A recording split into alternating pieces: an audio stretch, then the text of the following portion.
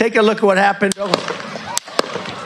নির্বাচনী আমেজে সরগরম যুক্তরাষ্ট্র, প্রার্থীরা ব্যস্ত প্রচারণায়। এরই মধ্যে পেনসিলভেনিয়ায় নির্বাচনী সমাবেশে গুলিবিদ্ধ হলেন ডোনাল্ড ট্রাম্প। বিশ্ব নেতাদের পাশাপাশি এ ঘটনার নিন্দা জানিয়েছেন ধনকুবের এবং স্পেস এক্স ও টেসলার প্রতিষ্ঠাতা ইলন মাস্ক। পাশে থাকার কথা জানিয়ে ট্রাম্পকে অভিহিত করেছেন শক্তিশালী মানুষ হিসেবে।